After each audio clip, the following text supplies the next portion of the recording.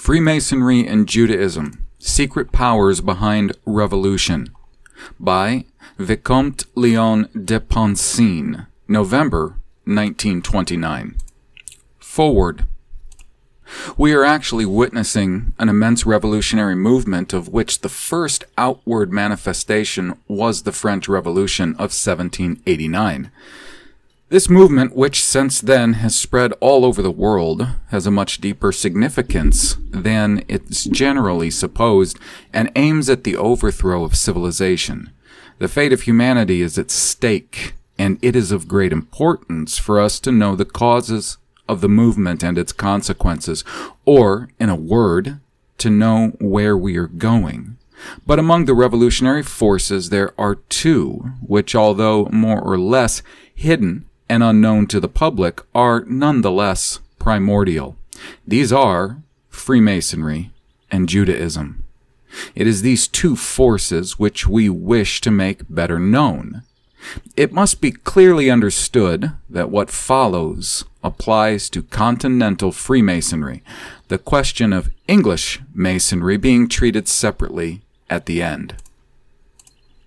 First part, Freemasonry. Introduction to the Masonic question. What is Freemasonry? It is difficult to answer this question in a few words for the following reasons. 1. Freemasonry is a secret society. It considers it necessary to conceal everything concerning it, not only from outsiders, but also from the great majority of its own members. Only a few chosen initiates know its real secrets. Its adepts collaborate unconsciously towards an aim of which they are ignorant, led by invisible chiefs whose very existence they sometimes do not even suspect. 2. Freemasonry has not an invariable and rigid form. The work which it proposes to accomplish is so vast that the task is divided, each section of Masonry having its particular role, which varies according to countries, times, and circumstances, so that if we ask several Freemasons for a definition of Freemasonry, they can in good faith give us in each case a very different answer. 3. Freemasonry conceals its true aim beneath vague formulas. It purposely never explains in precise fashion what it intends. By using vague formulas, those who direct it have been able, little by little, and without too obvious contradictions, to turn Masonry in the direction which they desired. All this, taken together, makes Freemasonry a very complex problem. A part of the truth has, however, been discovered by the following means. 1. By studying Masonic documents, publications, reports of meetings, Masonic correspondence, etc. This work is now facilitated in certain countries, such as France, where Freemasonry believes itself strong enough to throw off partly its mask. 2. By studying the work of former Masons, such as Copen, Albancelli, Findel, Robeson, etc. It has sometimes happened that a Freemason, having caught a glimpse of the truth, has felt himself in conscience bound to leave the association and to divulge its dangers to the public, a very few persons also succeeding in insinuating themselves into the lodges in order to try to pierce the Masonic mysteries. But these are exceptional cases. Freemasonry has known what measures to take for the avoidance of all indiscretions. 3. By means of important Masonic documents that have fallen into the hands of certain governments which have made them public. These cases occurred on 3 principal occasions. A.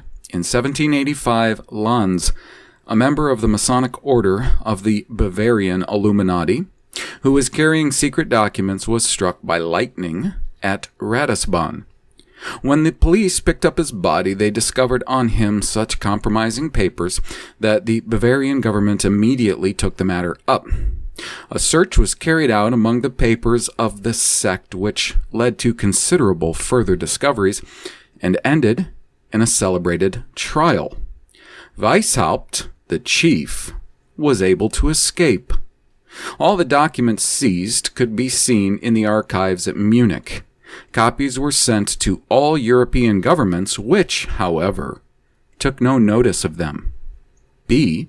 In 1815, the documents of the secret society, the Haute Vente Romaine, came into the possession of the Vatican and were in part published. Crétenu Joly, in his book L'Église Romaine en face de la Révolution. On this occasion, again, copies of these papers were sent to all European governments, but with no better success. C. In 1919, upon the fall of Bela Kun, chief of the Bolshevist Revolution in Hungary, the government caused the Masonic archives of the lodges in Budapest to be seized. The revolutionary role of the Masons was clearly revealed. All the lodges of Hungary were closed and Freemasonry forbidden. 4.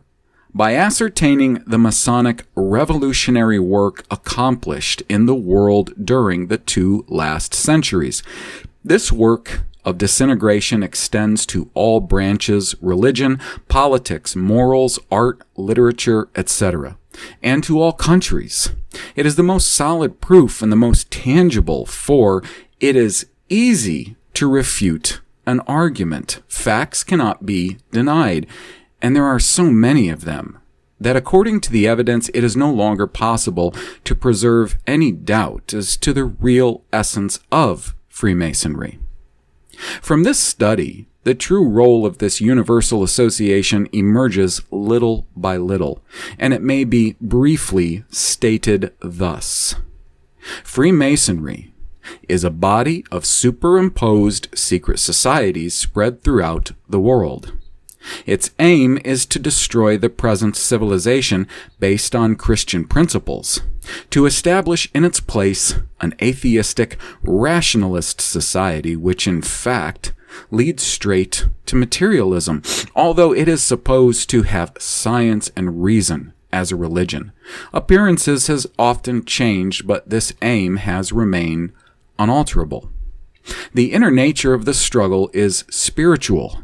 It is a conflict between rationalism and the Christian idea, between the rights of God and the rights of man, who will become a man-god, directed by a state-god.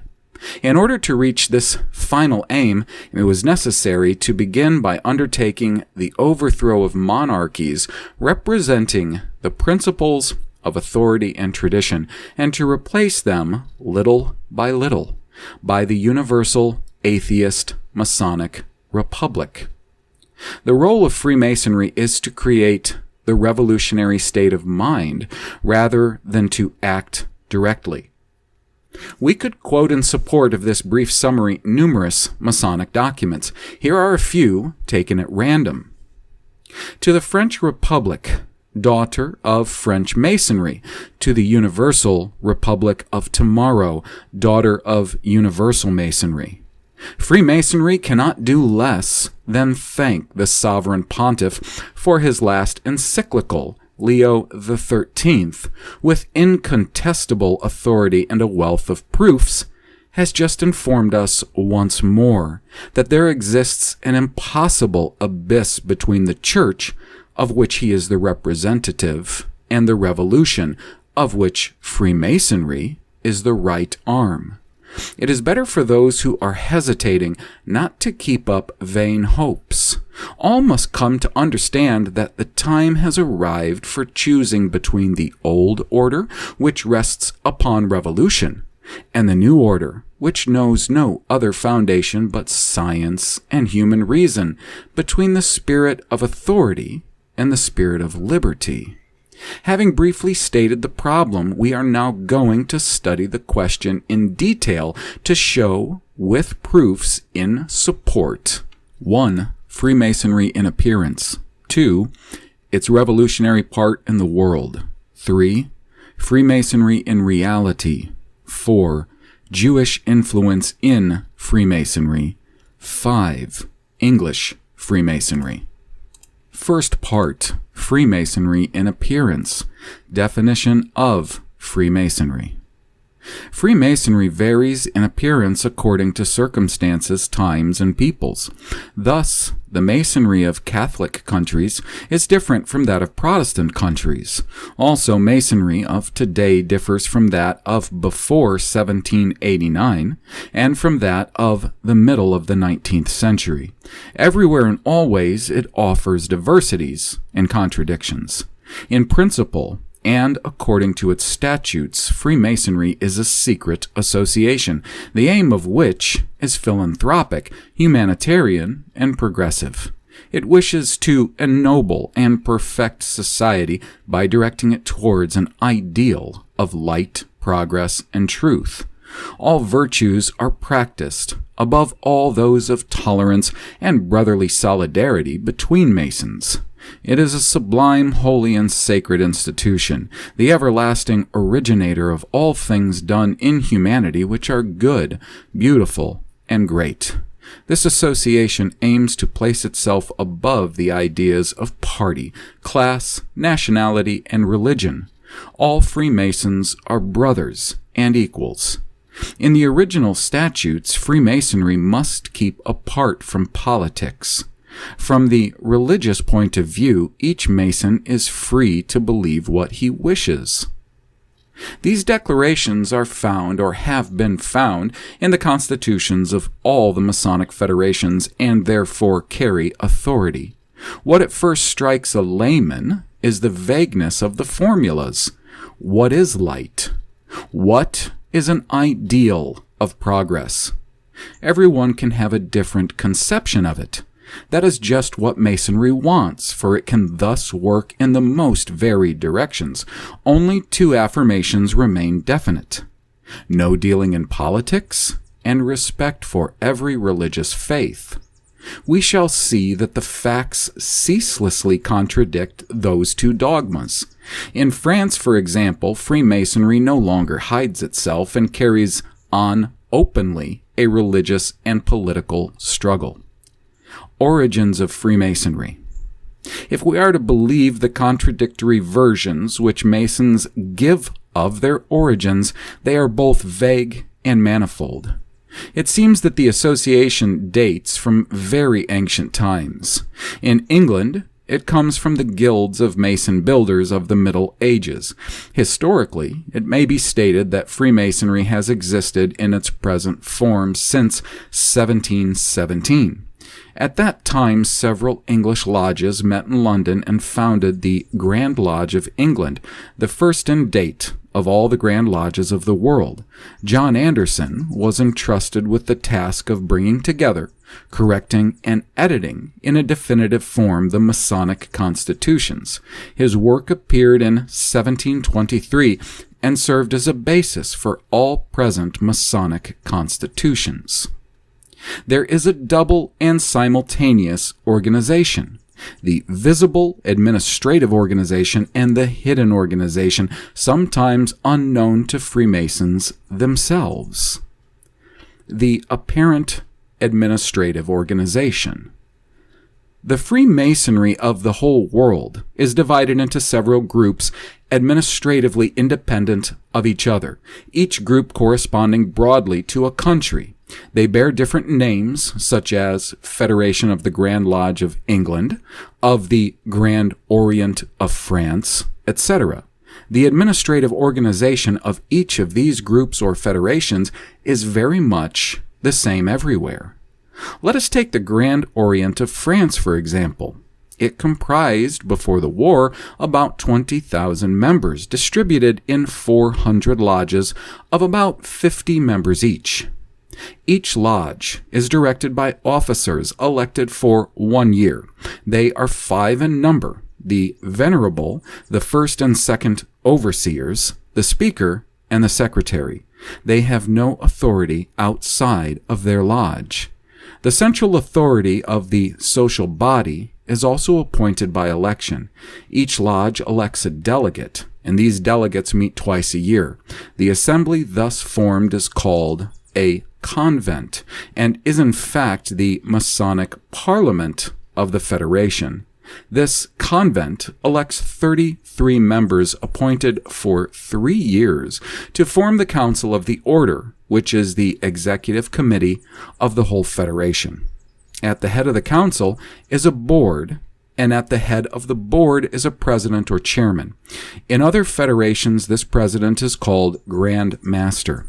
The president or Grand Master is therefore at the head of a Masonic Federation administration, which is not as important a function as one might believe.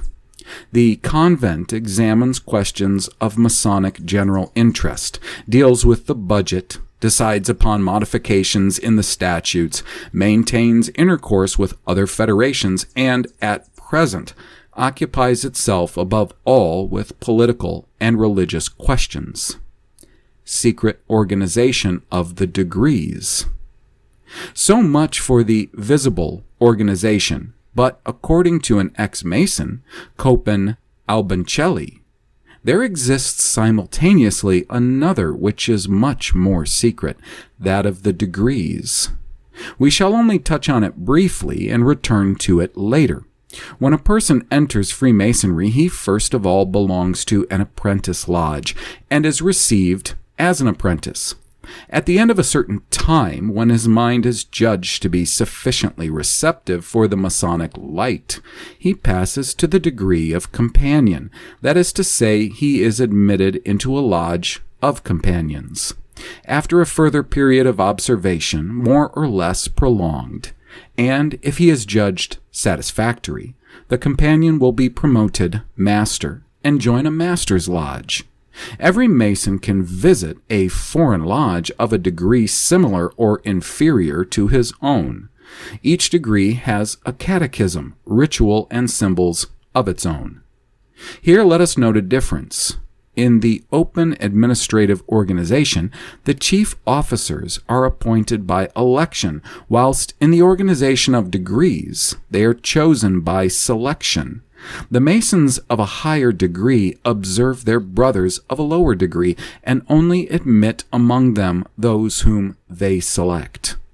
Another particularity is that whilst a Mason is nominated definitively to any degree which he may attain, an election is the administrative organization, is always temporary.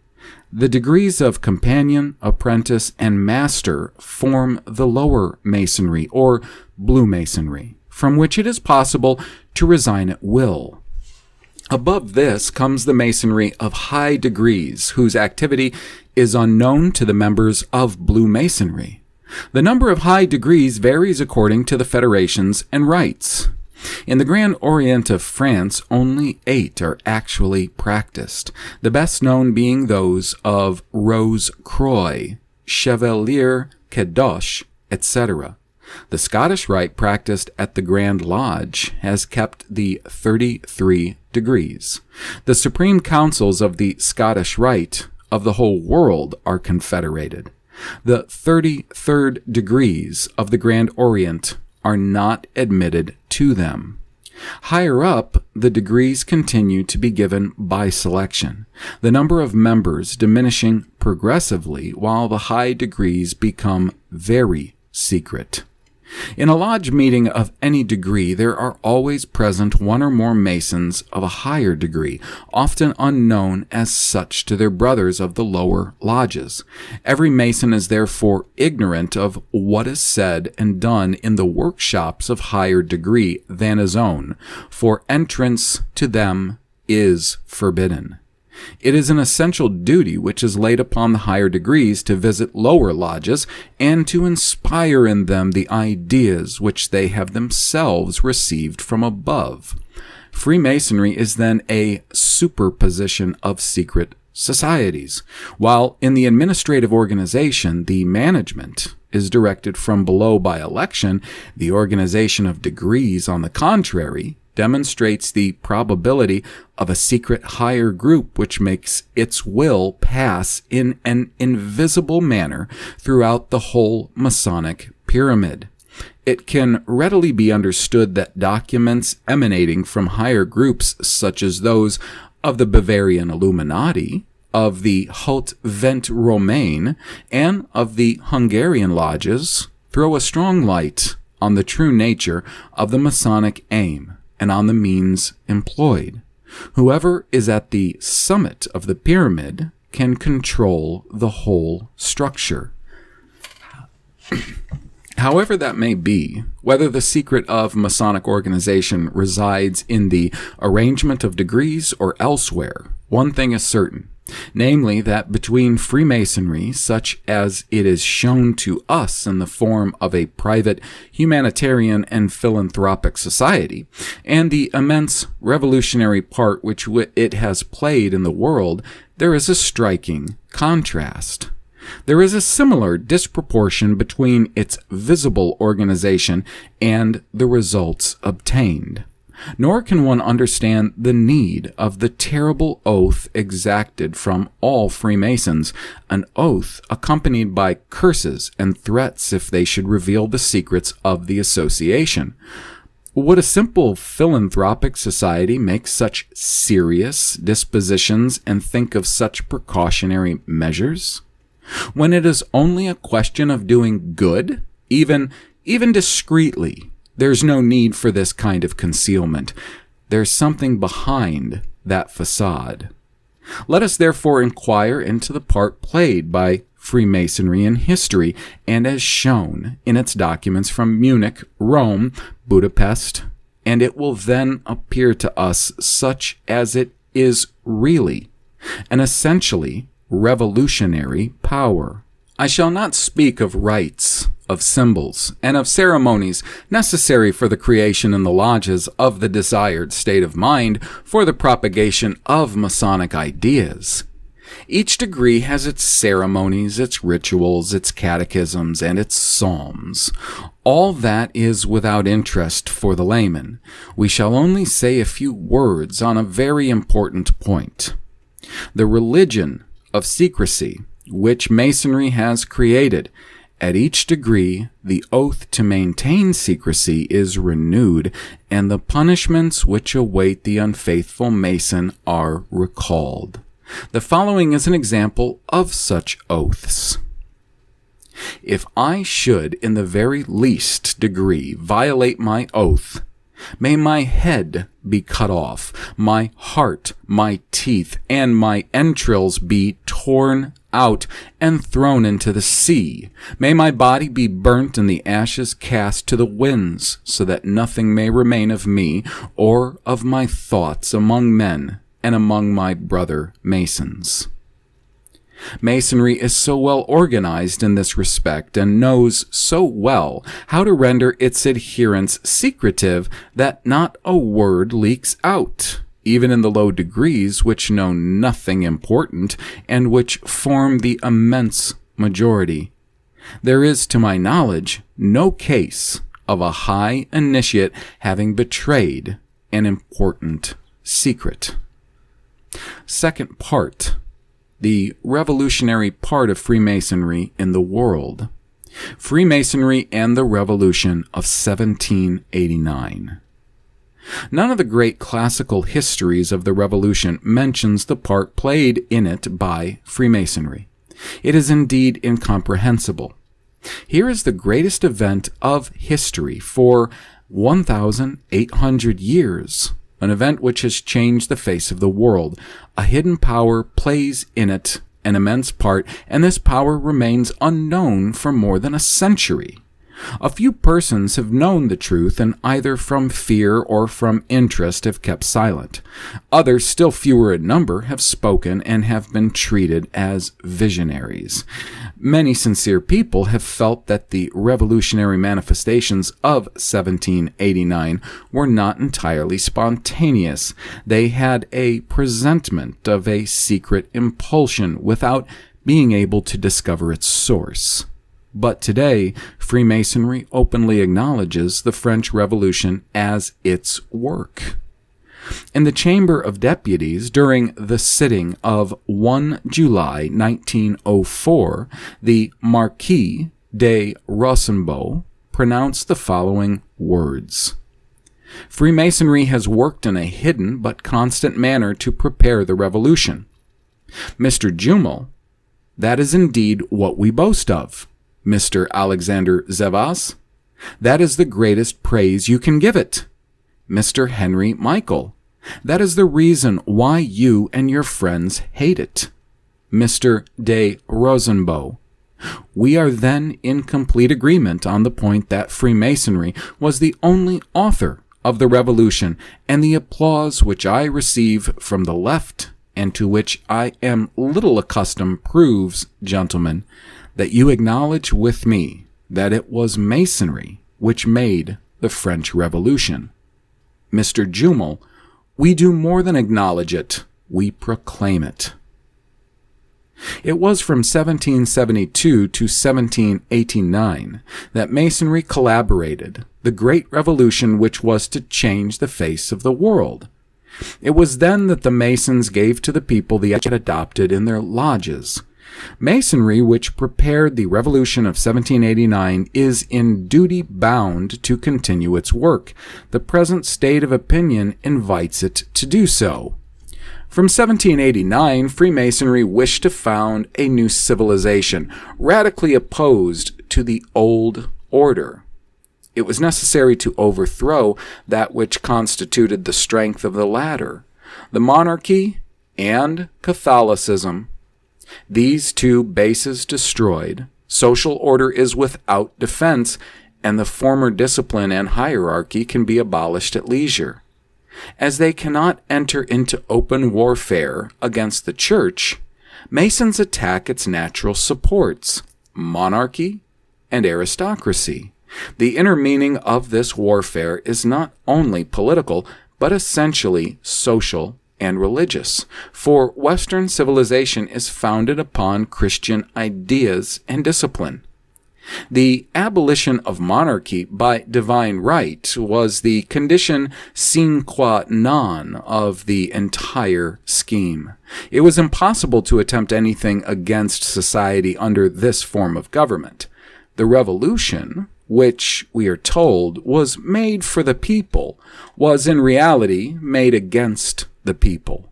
The monarchy and aristocracy were not destroyed because they were oppressing France, but because, on the contrary, they protected it too well. Such a plan may seem too improbable, and yet it has been exposed in detail and in writing by the hand of Vicompte, head of the Masonic sect of the Illuminati, long before 1789. These irrefutable documents, which were seized in the very headquarters of Illuminism by the Bavarian government, could be seen at the Munich archives. The practical application of that plan, which was made between 1789 and 1793, is moreover a guarantee of its authenticity. Ideas as weapons of destruction. The extraordinary skillfulness of the hidden Masonic power consisted in making France work for its own destruction and in using the people to overthrow everything which really protected them. Lying and hypocrisy have been the characteristics of all revolutionary movements in the world since 1789 up to our time. One thing is said, whilst the contrary is being deliberately done. One must lie like the devil, said Voltaire, not timidly, not for a time only, but boldly and always. From Letter to Thiriot. The general principle, according to Calais de Hebreu, is that everything is permitted for the triumph of the revolution. This secret power directing the attack knew that certain ideas, lofty and beautiful in appearance, could prove a terrible weapon of destruction. It had, moreover, at its service the real genius of the formula, provided that the telling phrase, full of high-sounding words and fine promises, is spoken to the masses. That is the principal thing.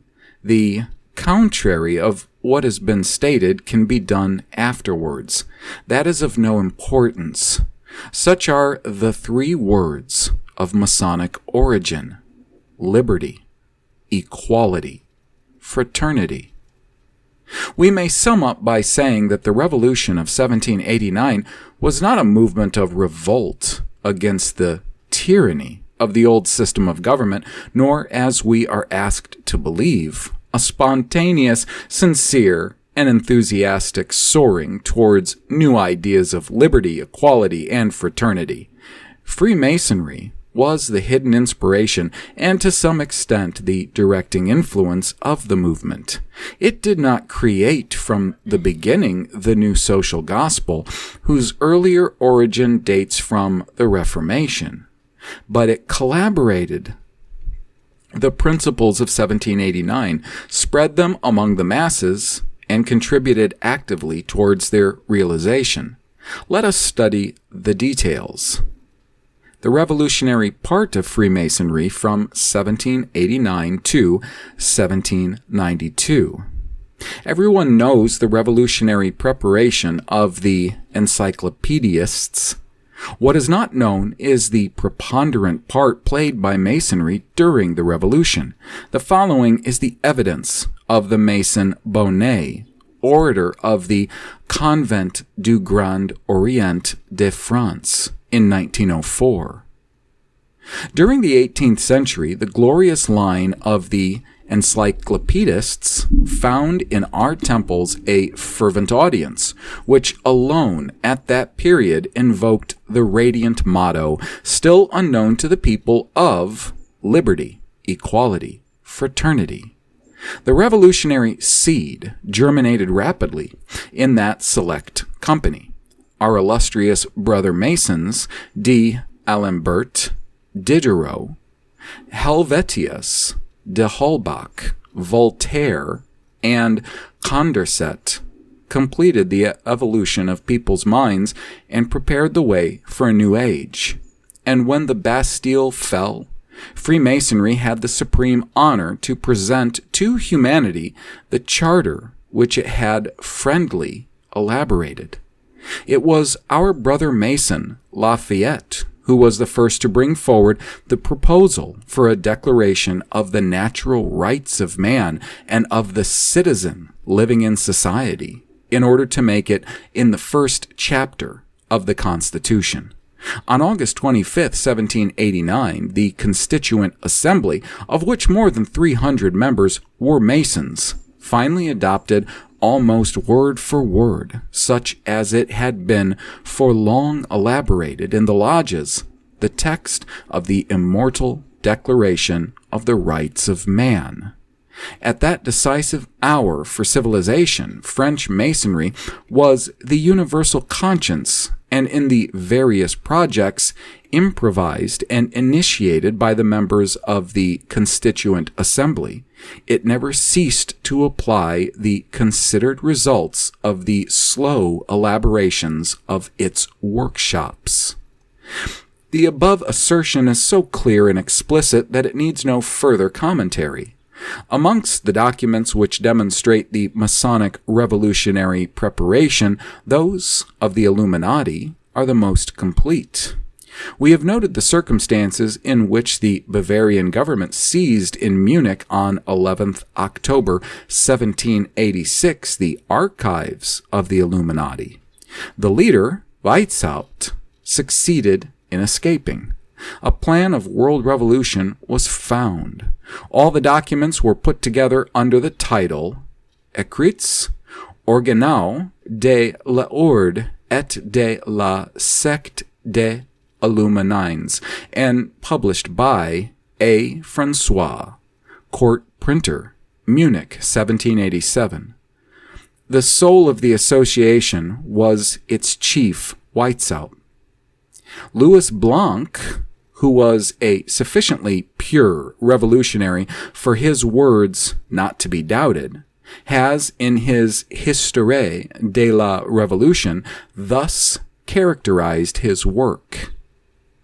To bring under one will and to animate with a single spirit thousands of men in every country of the world, but first of all Germany and in France, by the attraction of mystery alone, the only power of the association, to make these men entirely new beings by the means of a slow and gradual education, to render them obedient to the point of madness, even to death itself, to their invisible and unknown chiefs, with such a legion to exercise secretly pressure on the minds of men, to surround sovereigns, to direct governments all unknown by them, and to guide Europe to the point that all superstition should be abolished, all monarchies overthrown, all privileges of birth declared unjust, even the right of property done away with. Such was the gigantic plan of Illuminism. To pass from preparation to action required a work of organization and concentration. A Masonic European Congress was held for this purpose at Wilhelmsbad, near Frankfurt, in 1781. The Illuminati played a preponderant part. The lines to be followed were decided upon, and, among other things, the deaths of Louis XVI and Gustavus III of Sweden were discussed. We have private evidence of this from the Count von Haugwitz, the Comte de Varenne, the Reverend Father Abel, etc. Count von Haugwitz, who was a Prussian minister at the Congress of Verona in 1822, read a memorandum there, in which he admitted having been a Mason and entrusted with arrangements of Masonic meetings in various countries. In 1777, I undertook the direction of lodges in Prussia, Poland, and Russia. From what I learnt while carrying out these functions, I have since acquired the firm conviction that all which has happened in France since 1788, the French Revolution, and the assassination of the king, with all the attendant horrors, was not only decided upon at the time, but that it had all been prepared by meetings, instructions, oaths, and signs, which left no doubt as to the identity of the brains which arranged and directed everything. The Comte de Varitu had been a delegate at Wilhelmsbad, representing the Masonic Lodge Les Chevaliers Benfaisants of Lyon. Upon his return to Paris, dismayed by what he had learnt, he declared, "I shall not tell you the secrets which I have brought back, but what I believe I may tell you is that a plot is being hatched so well contrived and so deep that it will be difficult for religion and for the government not to succumb."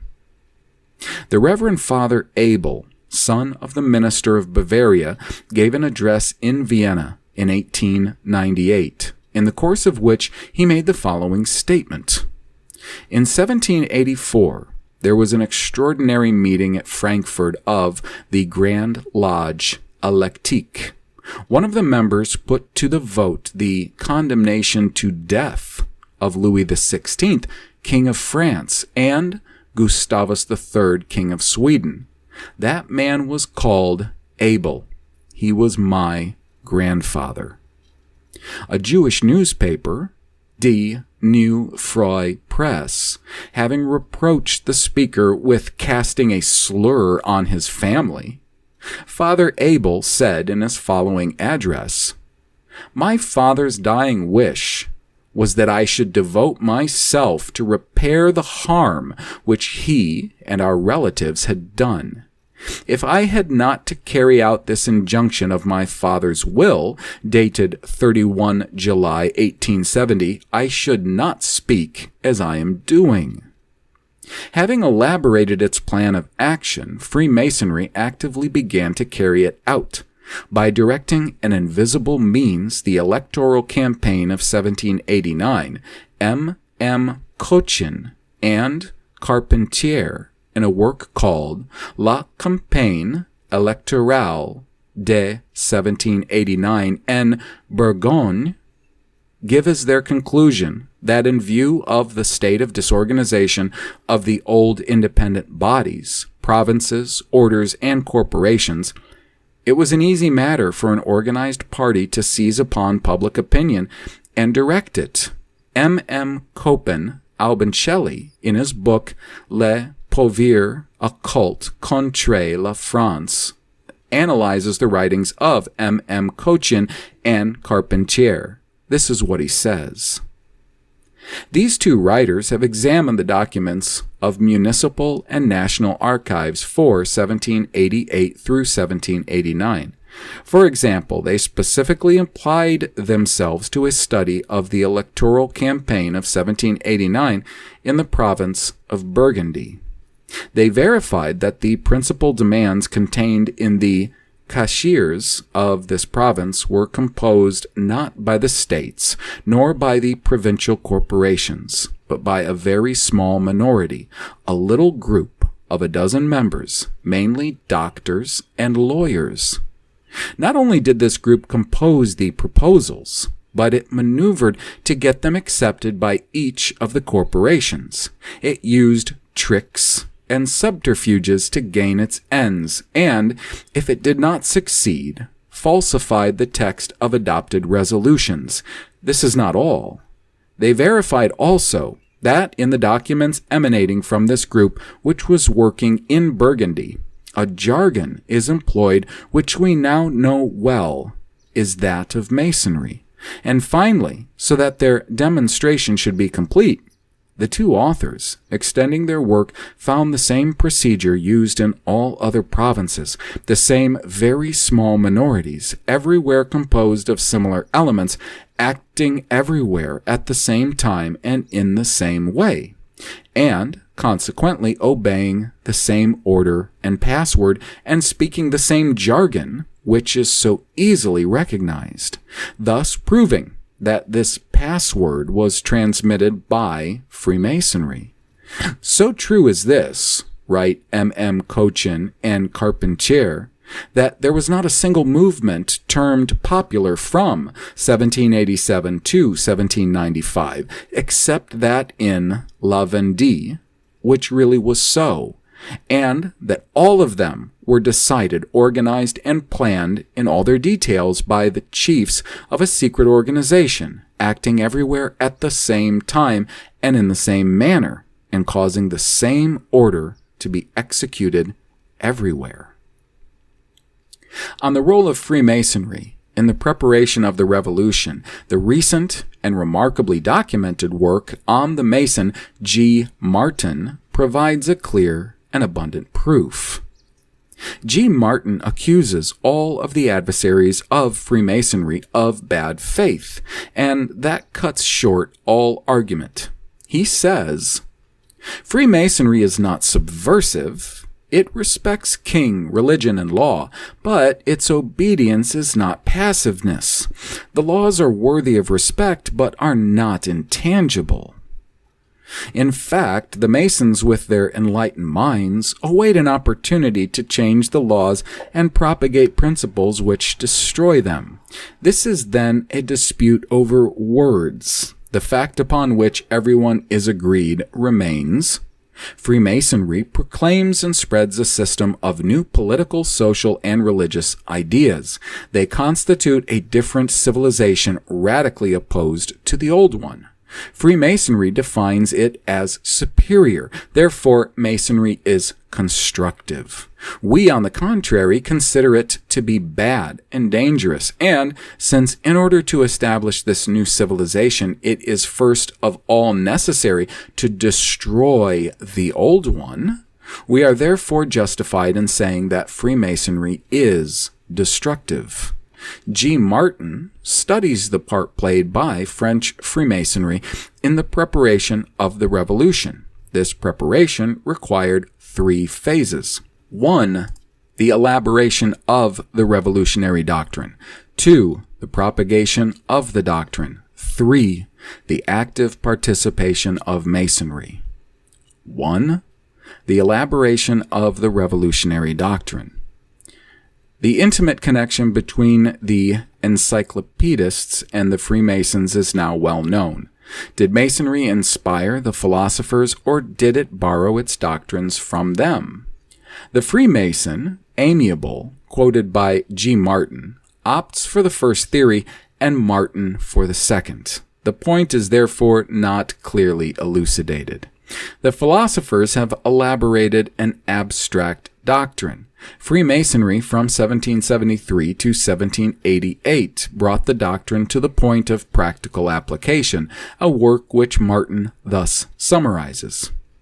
In this manner, the doctrine, which was left to be that of the States General, emerged little by little. The Masons of St. Brieuc were right in saying that it was wholly from the philosophers, while those of Rennes were not wrong in affirming that it was Masonry, nevertheless which made it in the instrument of political and social emancipation that it was in process of becoming. In order that this doctrine should have a political import, 2 conditions were necessary. 1. The adhesion of the majority of the nation to its postulates. 2. The sufficient strength to surmount the obstacles which those whose interests it would injure would not fail to place in its way. Masonry was usefully employed in assisting these conditions. In order to bring about the adhesion of the majority of the nation, it organized propaganda to ensure sufficient strength. It took a very intimate part of these elections. At the same time, it tried to disarm the ill wills of rivals. The propaganda was first of all carried out in the Masonic circles with the following result. The fundamental principles of Masonry ended by becoming an integral part of the mentality of all Masons, not only an acquired philosophic idea, but a way of feeling, and often also a way of being. The foundation in 1773 of the Grand Orient and the reorganization of the Lodge des Neuf Sires, to which Voltaire belonged, marked the beginning of a new phase, propaganda outside the lodges. One may divide into 3 categories: the methods of propaganda employed by Freemasonry in order to spread in the profane world the reforming truths which it desired to imbue it; the press, oral propaganda, the didactic spirit of the club. The balance sheet of Masonry in the domain of ideas, properly so called, may be thus established. 1. Masonry has been the best instrument of propaganda and diffusion of philosophic ideas. 2. If it did not create the doctrines of reform, it nevertheless elaborated them. 3. Masonry, in the transformation of society through ideas, did not content itself with adopting principles from individuals. It very soon came to see practical means of realizing its ideas. It has been on this account the real creator, not of the principles, but of the practice of revolution. And 4. Finally, apart from this role, Masonry also proves itself the great propagandist of the modern gospel. Therefore, Masonry indeed bore, almost in spite of itself, the weight of this constituent revolution. It had, in fact, not only preached its doctrines, but also prepared the leaders, and, imprudently perhaps, propped up certain practices derived from the old system, whose application soon got beyond its control, and gave warning of the days of August and September 1792. 2. The propagation of the doctrine. Freemasonry directed the elections of March through April 1789. They were, in many points, its work, which it is of interest to examine in detail. Freemasonry was a primordial influence in the composition of the cashiers of 1789. The identity of editorship strikes even the least critical mind. People consequently wished to discover whether the cashiers had not some models which were circulated from bailage to bailage. This research soon led to the discovery that instructions or general models of the cashiers had been everywhere distributed, and we cannot fail to be struck by the fact that all these instructions are of Masonic origin. The result was that half of the deputies elected to the States General in 1789 were Freemasons. G. Martin summarizes their influence as follows. In the Les Etats, a group was formed which Masonry supported, how and by what means we shall presently see. This group had in its favor its cohesion, a very clear understanding of its plan, the practice of parliamentary debates, and, at the beginning, an almost perfect discipline. It represented nearly half the assembly and the great majority of the order, but it would have been fated to impotence if it had kept to the old manner of voting by order.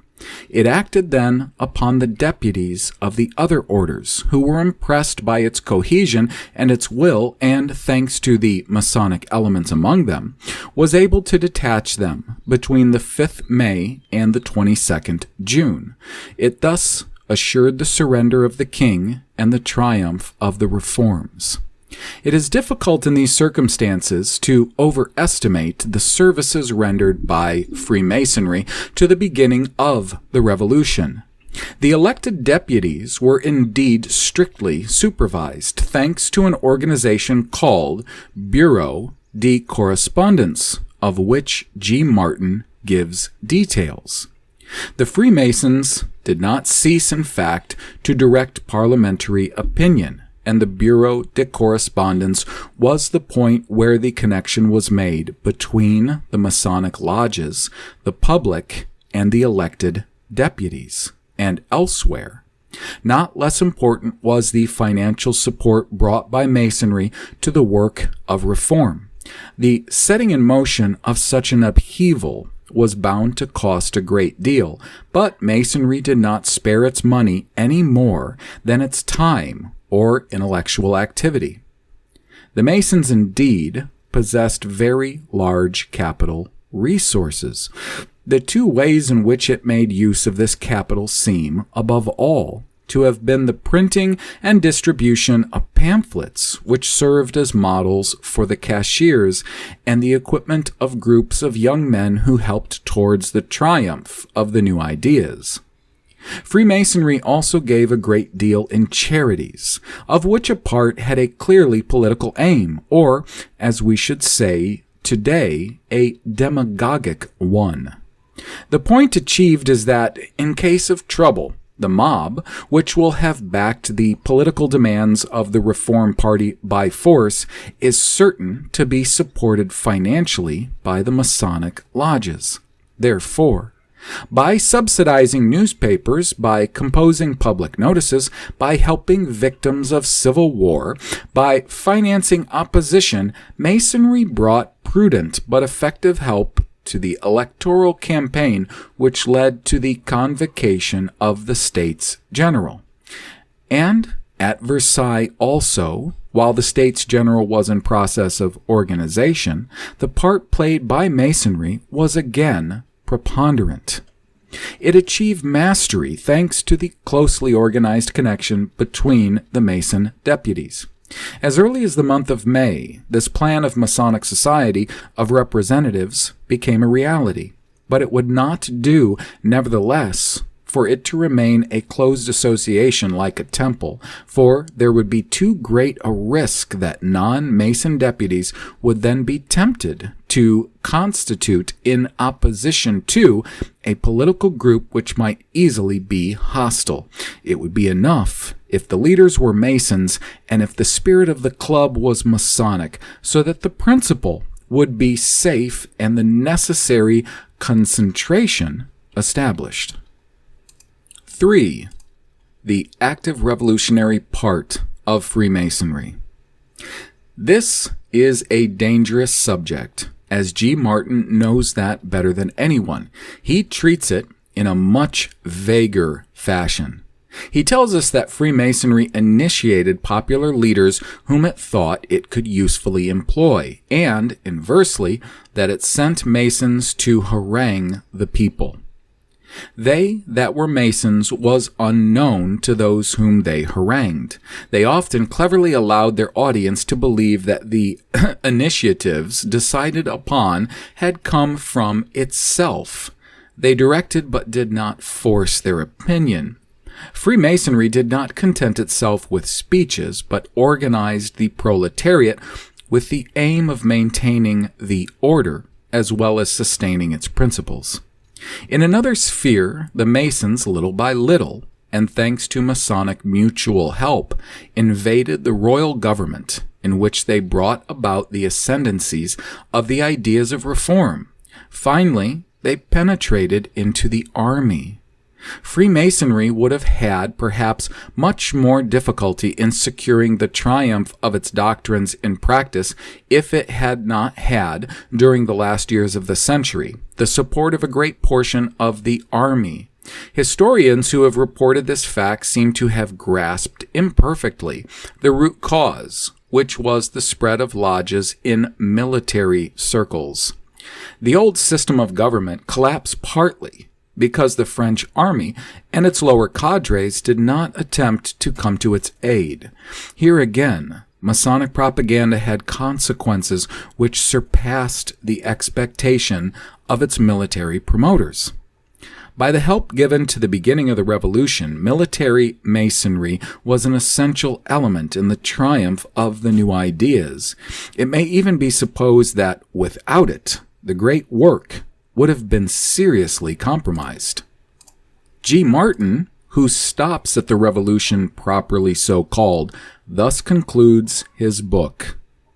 The importance of Masonry in the Revolution must not be underestimated. Doubtless the great majority of romantic legends, daggers, traitors, and mantles of operatic repertory have neither foundation nor appearance of truth, and Masonry has been right to point out the bad faith of those accusers who collect such childish absurdities. But these poor and interested falsehoods apart, the fact remains that Masonry has been the recognized or hidden soul of all the popular and social movements, the sum total of which formed the constituent revolution. Masonry has been the yeast which transformed into creative action the potentialities of emancipation which, without it, would have remained latent or would have miscarried in the lack of coordination and the impotency of spasmodic and divergent efforts. Freemasonry and the Terror. Masons, apostles of the Great Revolution, have succeeded in separating, in public opinion, the immortal principles of 1789 from the excess of the Terror. Thus, they explain the massacres of 1792 as a regrettable fact only due to an overzealous enthusiasm in the application of the said principles. Yet, Freemasonry, a philanthropic and humanitarian association, had a part in the organization of the Terror.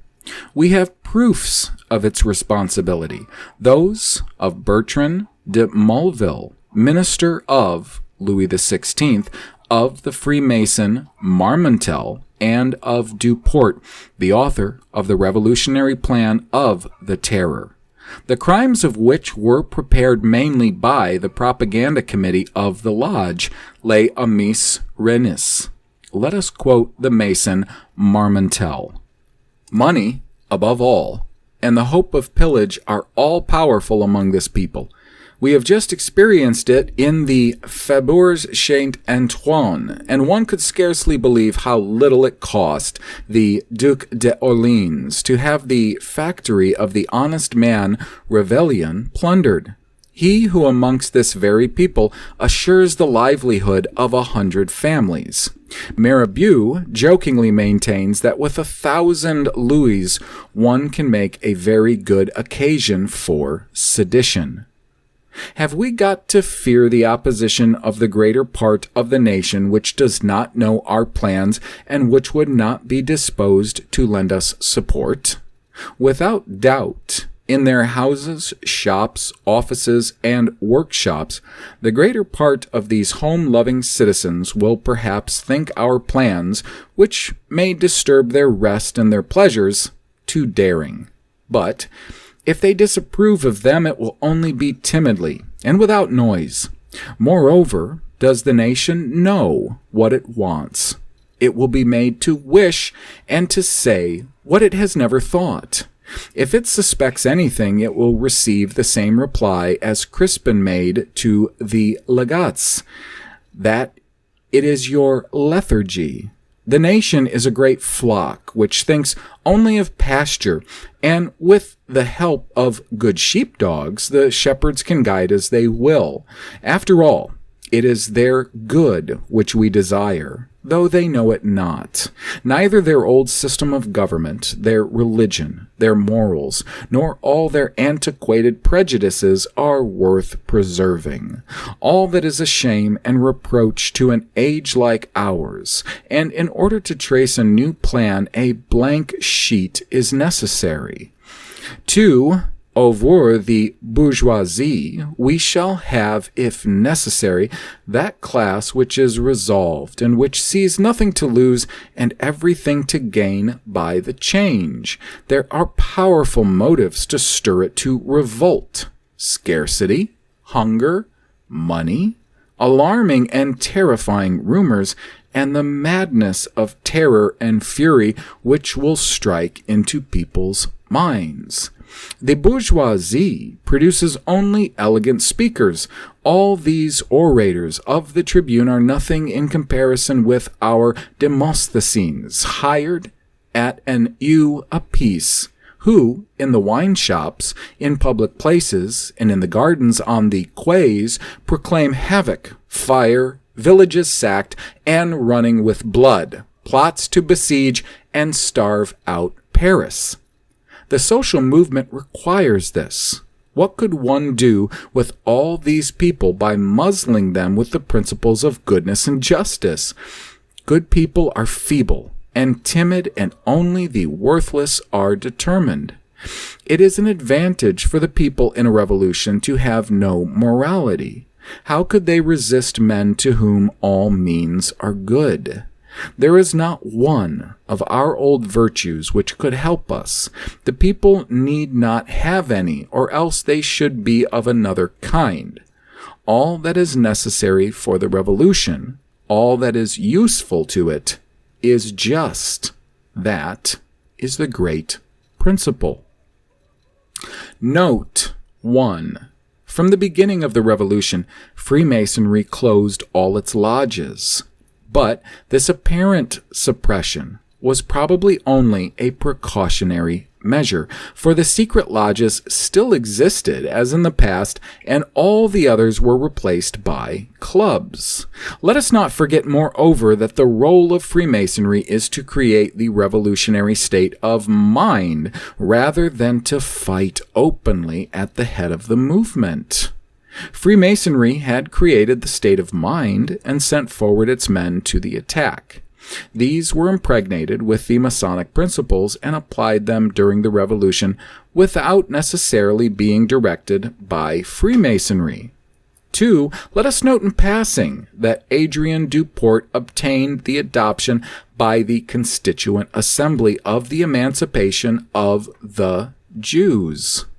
He had attempted to carry this on 14 occasions before being successful, and it was only on the eve of the close of the assembly that the law was voted, after Regnault de Saint-Jean d'Angely had said, "I demand that all those who speak against this proposal shall be called to order, for it is the very Constitution which they are opposing."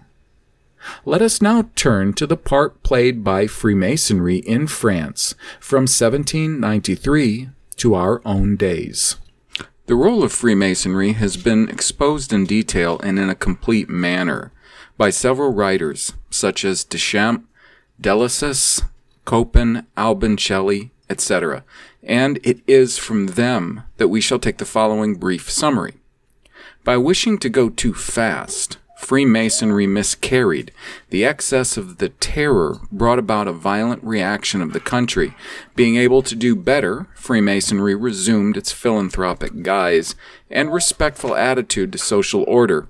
It upheld Napoleon, who, moreover, served it by spreading the revolutionary spirit all over Europe. He proclaimed, "I have consecrated the revolution. I have instilled it into the laws. And again, I have sown liberty, broadcast wherever I have implanted my civil code." In a word, he was for Europe what the revolution had been for France. But the secret societies turned against him when he showed a disposition to reestablish for his own benefit a hereditary, stable, and conservative autocracy. The first excommunication of Freemasonry against Napoleon dates from 1809. When the empire fell, the hidden power could not oppose the wish of the whole nation and was obliged to submit to the return of the Bourbons.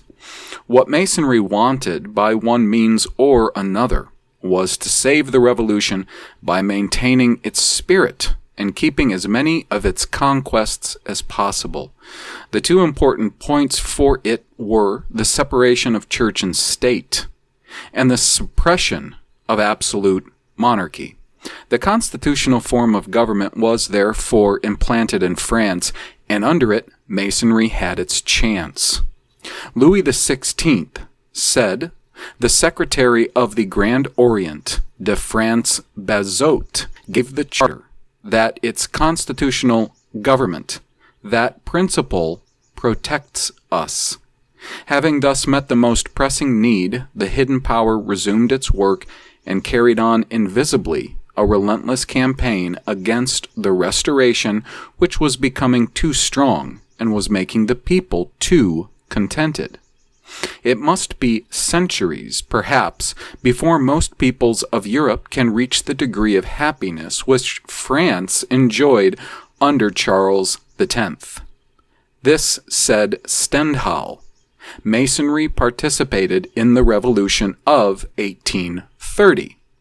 "Do not believe," said a high Mason, the elder M. Dupin, of the lodge Trinosophes, "that 3 days have done everything. If the revolution has been so prompt and sudden, if we have made it in a few days, it is because we had a keystone ready to place, and because we have been able to substitute immediately a new and complete order of things for that which had just been destroyed." I shall not enter into the Masonic preparation of the Revolution of 1818, as Eckert, Deschamps, Delisle, Copen, Albincelli have devoted several chapters to the subject. At that time, the emancipation of the Jews, began by the Revolution of 1789, spread to the rest of Europe. Troubles broke out almost everywhere in Europe, in a simultaneous manner which cannot easily be explained without an international direction. In France, on the 6th March, 1818, the provisional government, of which 9 out of 11 members were Masons, received an official deputation from the lodges with all of the panoply of Masonic insignia. They saluted the triumph of their principles and congratulated themselves for being able to say that the whole country has received Masonic consecration through the members of the government. 40,000 Masons distributed in more than 500 workshops, forming between them but a single heart and mind, were promising their support to achieve the work already begun. In spite of the pressure of this essentially Masonic government, the elected National Assembly was patriotic. It refused to obey the guiding lines laid down for it beforehand by the hidden power. The latter, without hesitation, then turned to a man whom it knew to be its own, and Napoleon III ascended the throne. The emperor showed that he was indeed the man of the revolution, believing that it was his mission to root it in France and to introduce it everywhere in Europe. Masonry upheld it as long as it believed that it could count on his obedience. Then the support was withdrawn in proportion as Napoleon tried to lean on France itself in order to regain his independence. Napoleon III was a strange monarch, such as one does not often meet in history, nor even among usurpers and upstarts. The latter tried generally to make people forget their origins, while he seemed to glory in his, and to have been placed on the throne with the sole object of destroying monarchies, his own finally included. This empire might have been taken for a lay republic, and it was, in spite of its deceptive brilliancy, a system of democracy and of free thought. The disaster of 1870 hastened events, and Masonry was obliged to intervene sooner than it would have desired. Renewing the attempt of 1789, it sustained the Commune. On the 26th April, 1871, 55 lodges, more than 10,000 Masons, led by their dignitaries, wearing their insignias, went in procession to the ramparts to place banners there to the number of 62. At the Hotel de Ville, the Mason Trierforquet, in saluting the revolutionary power, said to the rioters, "The Commune is the greatest revolution which the world has been given to behold." When the Commune was over, the secret societies, which had not been able to prevent the election of an assembly with a monarchist majority, planned together all over Europe in order to oppose the ascension to the throne of the Comte de Chambord, who represented stable power in legitimacy, heredity, and authority. Freemasonry, after having gained as much as it could from the different governments which succeeded each other from 1789, finally reached the form of government which suited it best. That is, the republic, under which it is easy for it to seize control. From that time on, France has been rolling downwards. The Third Republic has mostly applied the laws elaborated by Freemasonry, destroying, little by little, what remained of the elements of social conservation. Taught by the events of 1789 through 1830, through 1818 and 1871, it goes slowly but surely. The monarchy having definitively been brought down, it is a question of overthrowing the other base of the old society, namely Catholicism. All the policy of the Third Republic has been concentrated on this point for 50 years. Let us quote the words of Gambetta, spoken at Romans in 1778. "The clerical question, that is to say, the question of the relations between church and state, takes precedence and holds all other questions in suspense. It is in this question that the spirit of the past takes refuge and entrenches itself. I denounce the ever-growing peril which the ultramontane spirit is creating for modern society, that spirit of the Vatican, of the syllabus, which is only the exploitation of ignorance with a view to a general subjection. The following quotation is from a speech by M. Viviani, delivered from the Tribune on 15th January 1901. We are entrusted with the preservation from all attack of the patrimony of the Revolution. We come forward here, hearing in our hands, over and above the Republican traditions, these French traditions attested by centuries of strife, during which, little by little, the laical spirit escaped from the clutches of religious society. We are not only face to face with the congregations, but with the Catholic Church. Above this battle of a day, it is not true that we find once more that formidable conflict in which the spiritual power and the temporal power strive together for the sovereign prerogatives, trying by means of snatching consciences from each other to keep to the last and guidance of humanity. But this is only a skirmish beside the battles of the past and of the future. The truth is that here is an encounter, according to the fine expression of M. de Mun in 1878, between society founded on the will of man and society founded on the will of God. The question is to know whether, in this battle, a law regarding association will be sufficient. The congregations of the Church threaten you not only by their actions, but also by the propagation of their faith. Do not fear the battle offered to you, accept it. And if you find in front of you this divine religion which idealizes suffering by promises of future recompense, oppose it with the religion of humanity, which also idealizes suffering by offering it as recompense the happiness of human generations. At the Masonic Convent of 1902, the speaker who made the closing speech said, "This is the last phase of the struggle of the Church and its congregations against our republican and laical society. This effort must be the last." The destructive laws given out by the Third Republic would be too long to enumerate here. It is enough if everybody will honestly reflect upon them. If one examines the state of France, one naturally comes to the conclusion Freemasonry has known how to bring about, without violence, a state of things which is analogous in many points to that of Bolshevist Russia, but in a more disguised form. How has it reached this result?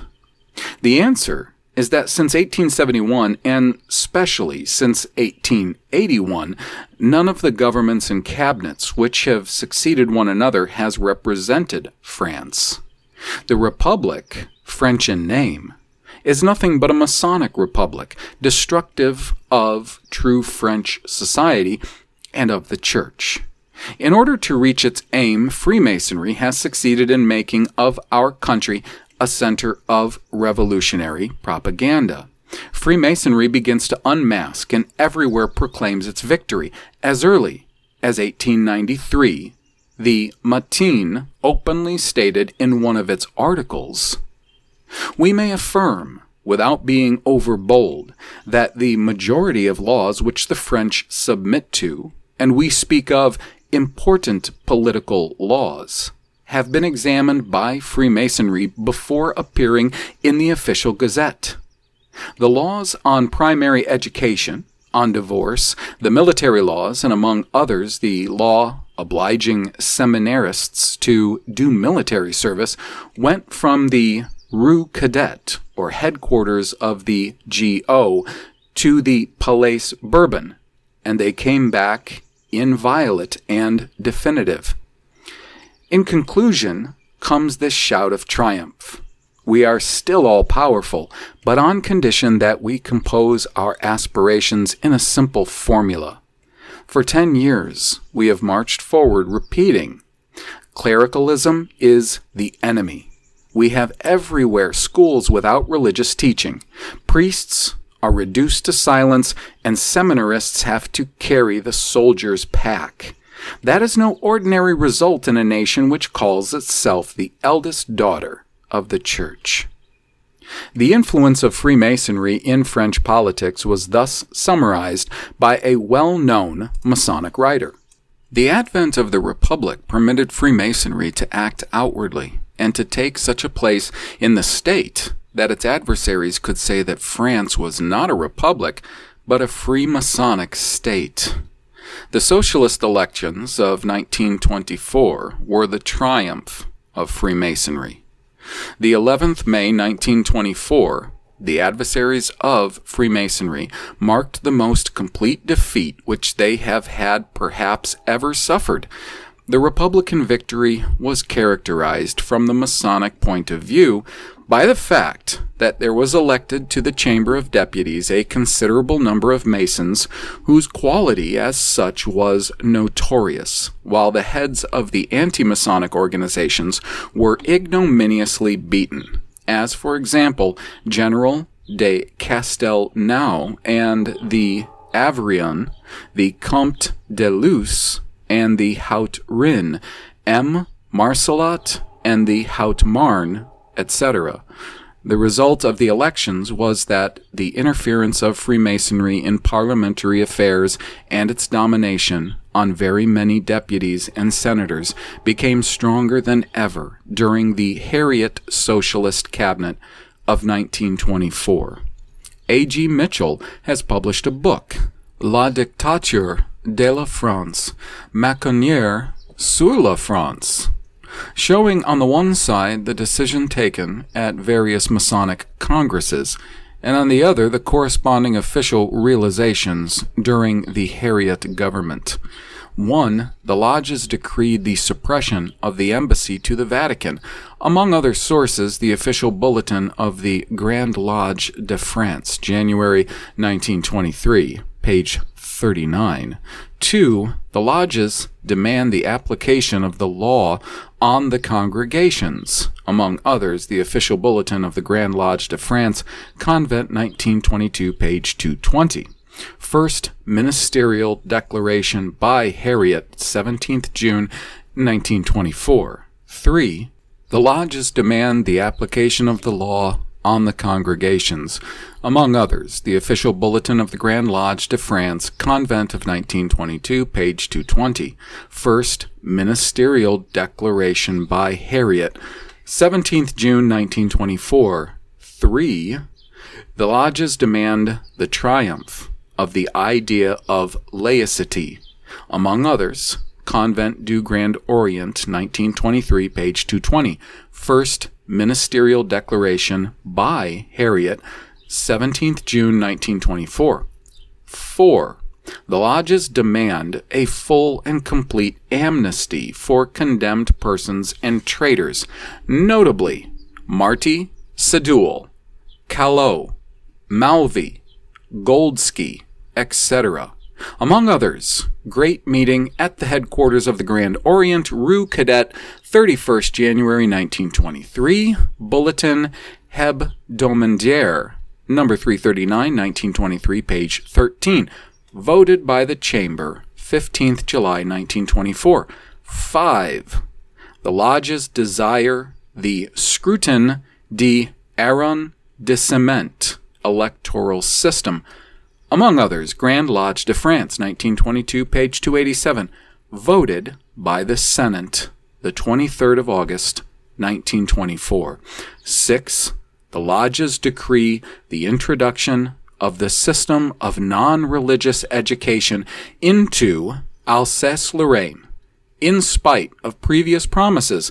Among others, Convent du Grand Orient de France, 1923, page 265. 7. The lodges demand the establishment of the École Unique and the monopoly of teaching. Convent du Go de France, 1923, page 265-266. Ministerial Declaration, 17th June 1924. 8. The lodges wish to reopen relations with the Soviets. from Bulletin Officiel de la Grande Lodge de France, October 1922, page 286, realized on October 28th, October 1924. 9. The lodges wish to inaugurate an economic system preparing the way for socialism. From Convent du Go de France, 1922, page 223 and 334.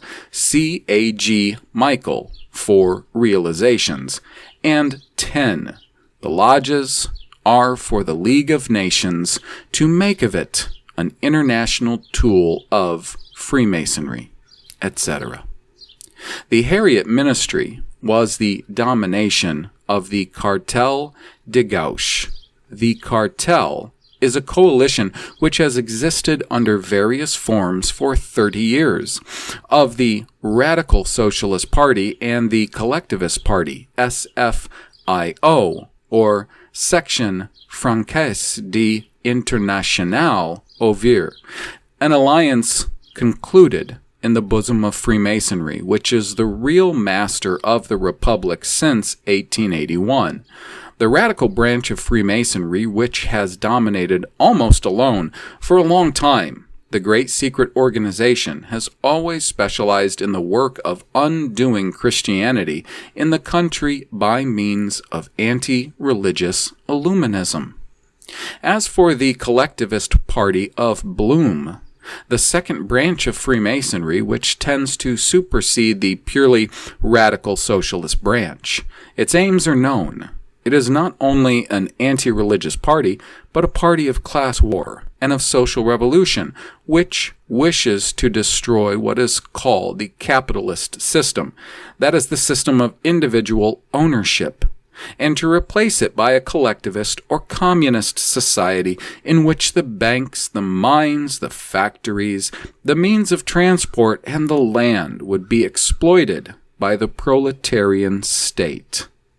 And this SFIO party has sent to the present chamber 100 deputies who represent 1,700,000 votes of the 1928 elections. That is where we are. But each year which passes increases the danger. Each year which passes, the laical school in the hands of a teaching staff, of which 3/4 have been won over to the ideas of the extreme left, throws into public life a fresh contingent of young men who go to swell the revolutionary parties. Each year which passes, a new batch of youths from the free-thinking state schools comes to increase the number of our syndicated civil servants, those who have already begun to Sovietize our public service. Each year which passes, another portion of the popular classes is prevailed upon by Illuminate and other revolutionary newspapers which can, as we ourselves did in the time of our revolutionary Illuminism, undermine with impunity the foundations of society under the noses of the authorities. Finally, each year which passes marks a lower birth rate. This summary of the part played by Freemasonry in France from 1789 to the present time is sufficient to enlighten us. We shall now examine the revolutionary action of Masonry in different European countries. Being unable to give here a complete history of Masonry in Europe, we have chosen only a few of the most significant examples. Portugal. In Portugal, free thinking, the Republic, and Freemasonry go hand in hand. But of the three, it is Masonry which directs. It is, above all, Masonry which defends the liberty of thought and spreads the teachings of free thinking. At the head of Portuguese Masonry was the Grand Master Magalhães Lima, a journalist, advocate, politician, freethinker, Republican, and revolutionary. He's one of the guiding personalities of Universal Masonry.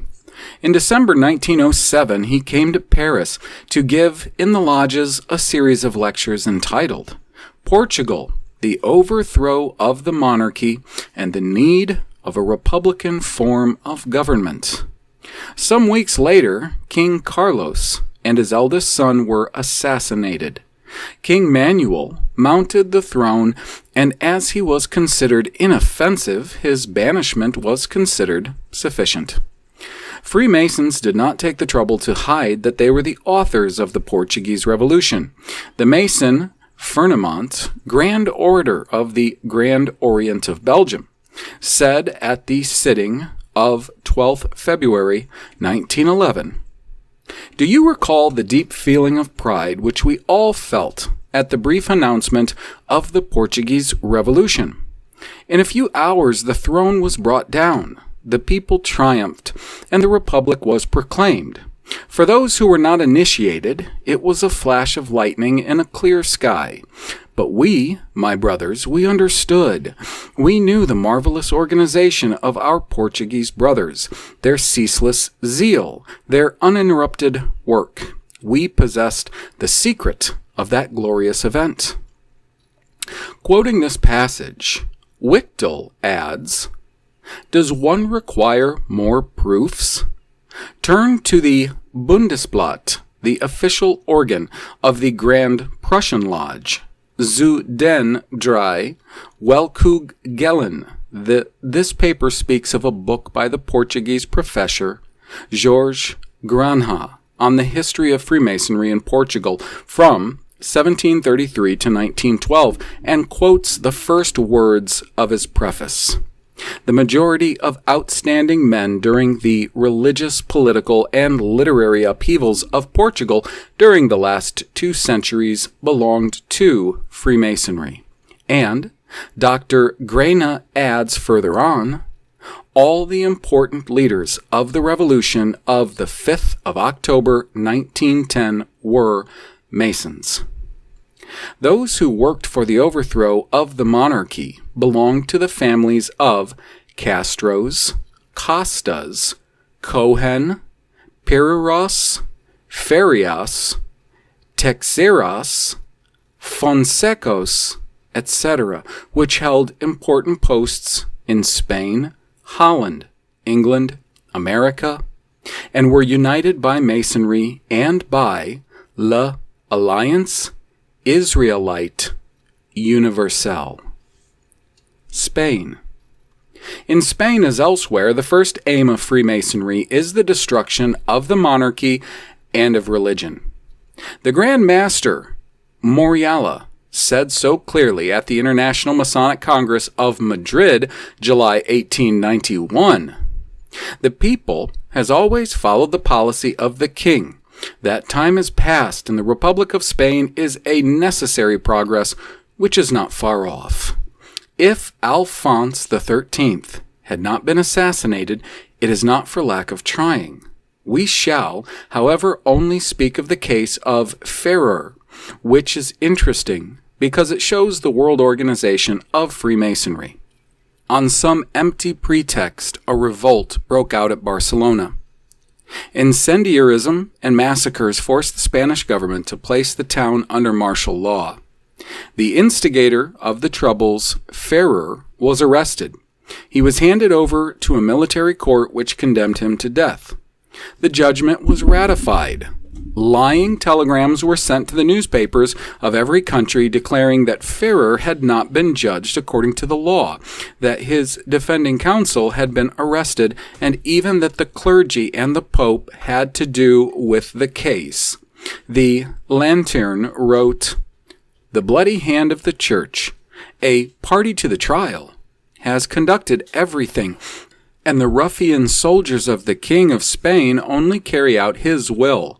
All the people ought to revolt against this religion of murder and blood." A caricature followed, showing a priest with a dagger in his hand. Threats of reprisals, of the assassination of the king and of the Pope, rained down upon Madrid and Rome. Petitions circulated in Paris, Rome, Brussels, London, and Berlin to protest against the judgment. Ferrer was executed. Immediately, manifestations, some of which were bloody, occurred in the principal towns of France and of several European countries. The zenith was reached in a sort of triumph to glorify him in the streets of Paris to the singing of the Internationale. Questions were put to the governments in the different parliaments and protests signed by the councils of departments and of communes. 57 towns of France decided to give the name of Ferrer to one of their streets. The wonderful spontaneity and uniformity of these manifestations for a cause foreign to the interests of the various countries indicate an organization which reaches all nations and is able to act even in minor localities. The Council of the Order of the Grand Orient de Paris sent to all the Masonic powers of the world a manifesto protesting against the execution of Ferrer. It claims him as one of his adherents. Ferrer was one of us. He felt that in the Masonic work the highest ideal was expressed which man could have to realize. He affirmed our principles until the end. What they wished to strike at in him was the Masonic ideal. In the way of the advance towards the limitless progress of humanity, and arresting force has appeared, of which the principles and the action aim at throwing us back into the night of the Middle Ages. Freemasonry has then declared by words and deeds that it considered and defended Ferrer as the incarnation of its ideal. We can then, through Ferrer, know something of this ideal. Here is the summary found in a letter addressed to a friend. In order not to scare people and give the government a pretext for closing down my establishments, I call them modern schools and not schools for anarchists. For the aim of my propaganda is, I frankly admit it, to form in my schools convinced anarchists. My wish is to bring the revolution. For the time being, one must, however, be content to implant the idea of a violent upheaval in the minds of the young. They must learn that again, the police and the clergy are their only one means of actions, bombs and poison. The inquiry of the trial led to the discovery at the Villa Germinal, where Ferrer lived, of documents hidden in an underground room. These documents prove that he had been leading the spirit of the revolutionary movements which had taken place in Spain since 1877. That is the man whom Masonry has presented to the world as professing its ideal. A few days after the execution of Ferrer, the cabinet in Madrid was obliged to resign, for the heads of the liberal and democratic parties, probably following the influence of the lodges, notified Senior Mara, the prime minister, that they would make absolute opposition to every measure and every proposal which he might bring forward. He was obliged to retire, and that delighted all of the free thinkers of Europe. The Acacia wrote, "Is there not a great duel taking place throughout the world between religion and free thought, between autocracy and democracy, between absolutism and revolution? Has the Church frontiers and the Vatican a native country? Is not the drama of humanity being played by the international forces of the convent and the school? The fall of the Mara cabinet, also the execution of Ferrer, will only have been episodes in this great and ceaseless drama." Italy. The revolutionary attempts which have occurred since 1821 in Italy were the work of Freemasonry, said the Mason Chiasson at a meeting which was held in 1907 at the Parisian Lodge, Solidarity. It was about that period that Mazzini began his revolutionary activity, of which the principal aims were the liberation, the unity, and the republicanization of Italy. the suppression of the temporal power of the Pope, the destruction of Austria, and the establishment of republics everywhere.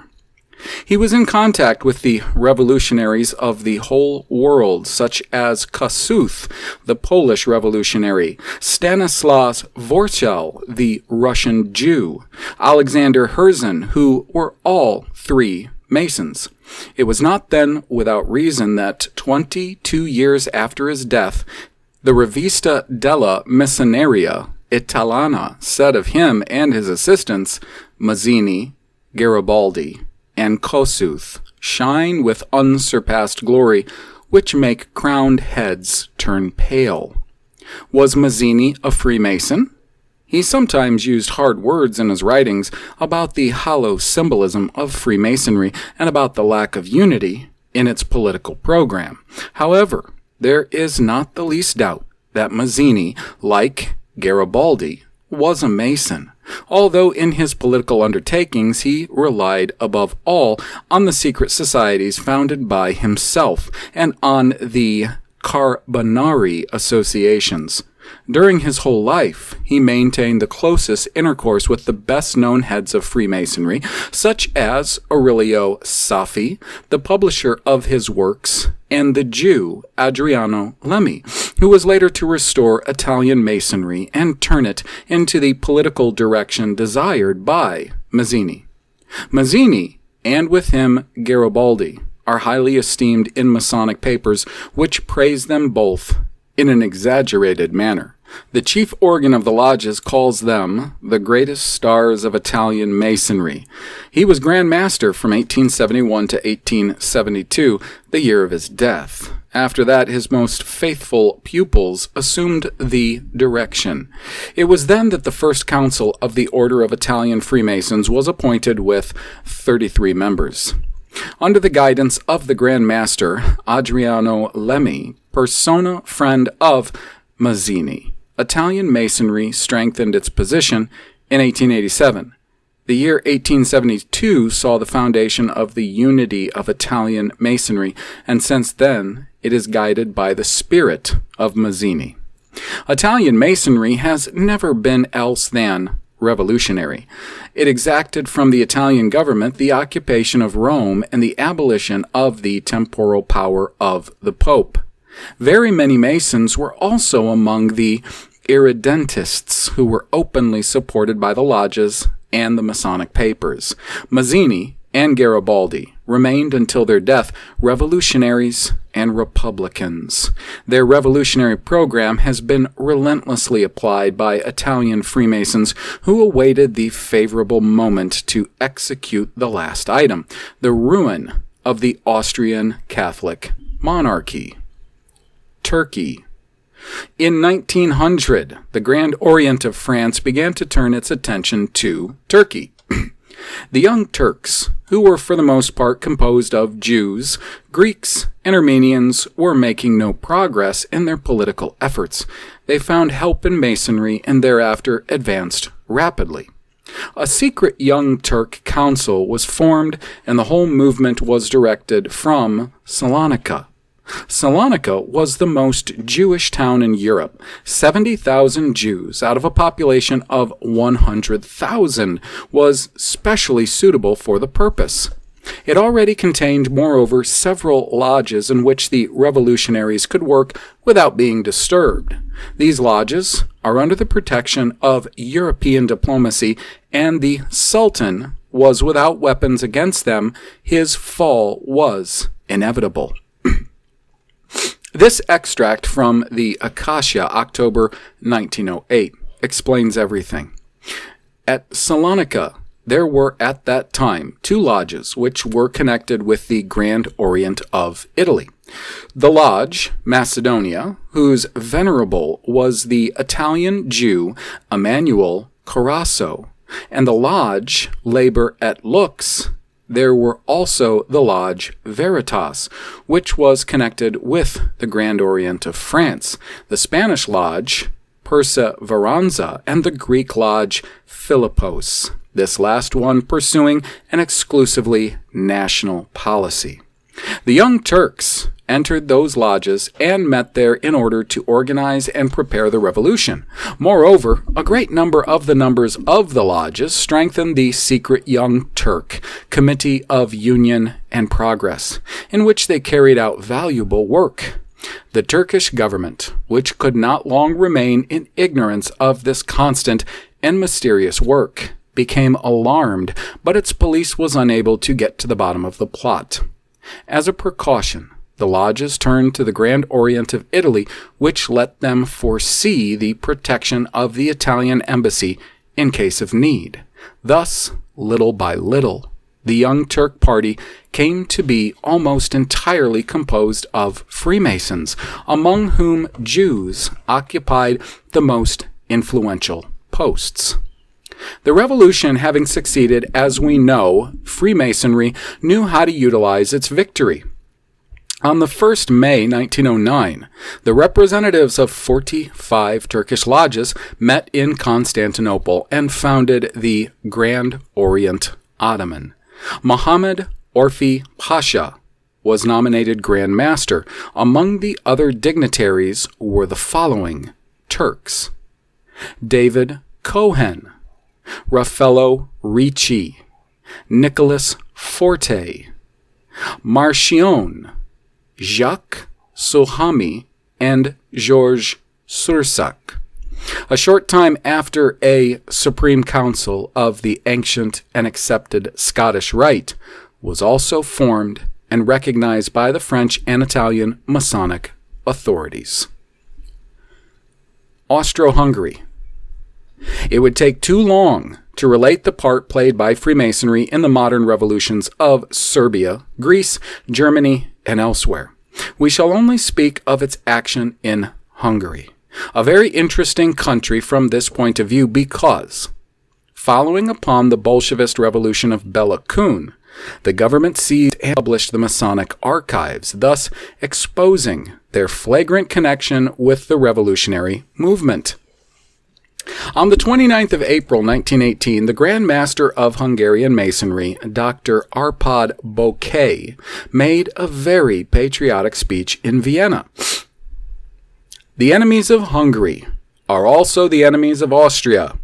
Those who are in league to destroy Austria wish to do the same for Hungary. It is the monarchy which, in the tempest of the World War, has protected the peoples of Austria-Hungary in the most efficacious manner, etc.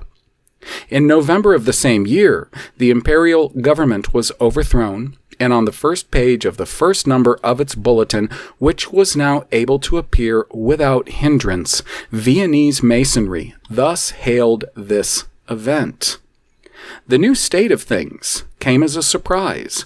All at once we had become free republicans, masters of ourselves.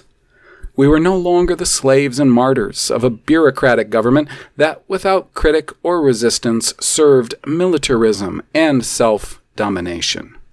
For his part, Dr. Arpad Bokay, Grand Master of Hungarian Masonry, made a significant speech on the 2nd November 1918, of which the following extracts have been copied in the Weimar Führerer Zeitung, or the revolutionary government of Károlyi had just been formed. The Masonic program, which he had just described, is also the program of the National Hungarian Council and of the popular government which has just been formed. Our way is thus made clear to us. We are marching shoulder to shoulder with them. We are working with them. We are helping them in their great and heavy, but also thankful task, so that ancient Hungary may without perturbation enter the beloved land of New Hungary, which is the most ardent wish of every good patriot. Our beloved and highly esteemed brothers are working today in the first rank, and that entirely assures us, for we know them, and we know that they will carry out in a Masonic spirit the work which they have undertaken. Note of the WFZ, 6 Freemasons belong to the First Hungarian Republican government in the capacity of ministers, secretaries of state, and undersecretaries. With the arrival in power of Bela Kun, Freemasonry had to face certain difficulties. By the irony of fate, it was then considered as being too bourgeois and was distrusted. After the fall of Bolshevism, the government dissolved the lodges and published their archives. In their distress, the Hungarian Masons called upon their brothers all over the world. The Masonic newspaper Latomia of Leipzig published in March 1922 the following interesting article on these events. We are able to give the following details concerning the sad fate of Freemasonry in Hungary from information supplied by one of our Hungarian brothers residing in Nuremberg. The Freemasons, after having again during the war sent an address of welcome to the Emperor Francis Joseph, threw themselves after the catastrophe into the socialist republican idea with the noble persuasion that now the time of accomplishment of the Masonic ideal had arrived. In their writings, they made active propaganda in its favor, and most of the leaders were Masons. When after that, Hungary was submerged by the Bolshevist wave, the men in power soon began to oppress Masonry as being a bourgeoisie institution. The reaction which, thanks to foreign help, shortly afterwards came back to power was inspired by clerical leadership and also prohibited the lodges, occupied our premises, seized the subscription money and everything found there. In their distress, our Hungarian brothers turned to the North American Grand Lodges. The result was that, as Hungary was then negotiating a loan in America, the reply was made that this loan could not be considered so long as authorized institutions were not re-established in Hungary, a clear allusion to prohibition of Freemasonry. Thereupon, the Hungarian government saw itself obliged to enter into relations with the ex-Grand Master. The free resumption of Masonic work was proposed to him on condition that non-Masons should have the right of access to the sittings of the lodges. This was naturally refused by the Grand Master, and the loan miscarried. It is unnecessary to stress the importance of this article, for in a few lines it shows us the part played in the Hungarian Revolution by Freemasonry and by the American government. In this case, the latter acted as agent of the American Masonry. That is a serious matter, wherein all this is the famous distinction between continental and Anglo-Saxon Masonry, and we must remember that it is a Masonic newspaper which gives us this information, and that it is consequently indisputable. The 1922 September number of the Wiener Freimaurer Zeitung announced from Italy that the Grand Master Torrigiani promised to interview at the Geneva Conference with the governments of various Masonic powers so that they should apply pressure to the Hungarian government. France acted energetically in the same direction. It will remain to the honor of the Hungarian government that it did not yield and faced all these difficulties. The following is the open letter of the deputy, Julius Gambos, addressed on this subject to the Hungarian Premier Count Paul Teleki. The royal government of Hungary has, as everyone knows, dissolved Hungarian Freemasonry because some of the members of this organization participated in the preparation of the October Revolution and in the work of systematic destruction which took place against the interests of the people and the state of Hungary. There were among these members, according to the declarations of those who inquired into the matter, men who were amongst us the representatives or agents of the aims of the Jews towards universal domination, and who dreamt in silence to lull to sleep the national sentiment in order to secure the triumph of an anti-national doctrine which is foreign to us, but which is dear to them. We also know that it was the lodges which undertook the struggle against what is called clericalism, because the strength of the Christian idea and the organization of Christianity were an obstacle to the realization of their aims. At the time, the move, and with it, I believe, the greater part of Hungarian Christian society, welcomed with joy the ordinance of the government for the suppression of Freemasonry, and it is with even greater joy that we have entered the mysteriously arranged apartments of the Grand Symbolic Lodge. We have not the least intention of giving them up again, for we should recognize such a relinquishment to be the destruction of our present work for national security. Considering the past activities of Hungarian Masonic organs and their different conception of humanity, neither we, nor I believe the government, can do otherwise than maintain our point of view as to interdiction. Although the decision regarding the fate of Hungarian Freemasonry is a question of internal politics, in my opinion, Your Excellency would render a great service to the country by enlightening foreign countries on this question and another which is joined to it, the Jewish question, in order that other countries should not acquire mistaken ideas about the measures which have been taken in view of the protection of religion, of the moral health of the people, and of the nation. The following is a summary of the secret papers found in the lodges of Budapest. The book on Freemasonry in Hungary, which the Union of Christian and National Councils has just published in Hungary, is divided into 3 parts. The first, entitled The Crimes of Freemasonry by Adoran Barksay, contains a great quantity of documents seized when the lodges were dissolved in 1920. The second part, written by Joseph Palantinus, is entitled The Secrets of a Provincial Lodge, and exposes, like the first, the secret Masonic work of destruction which led Hungary to the Revolution of October 1918 and to communism in 1919.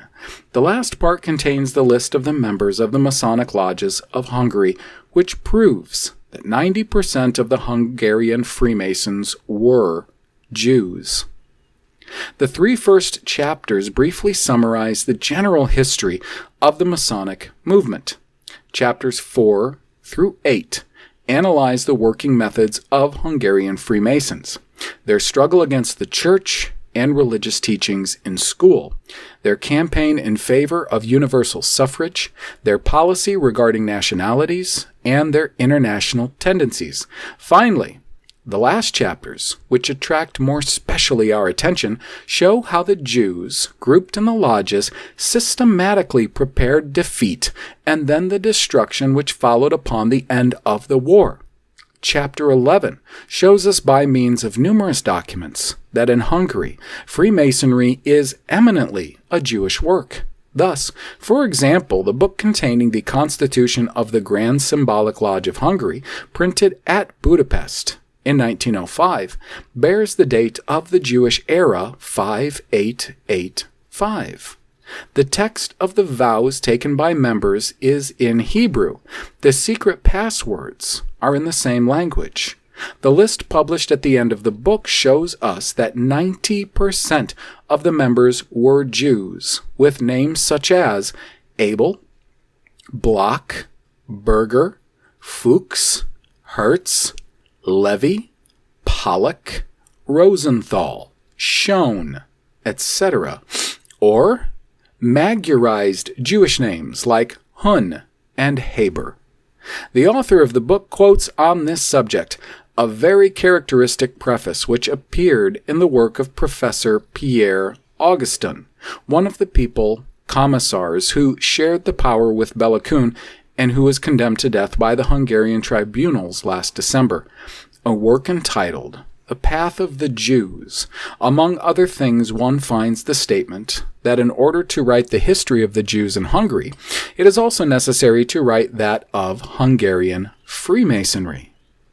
Chapter 10 furnishes the proof that public charity has never been the principal object of Hungarian Freemasons, and they like to have people believe that.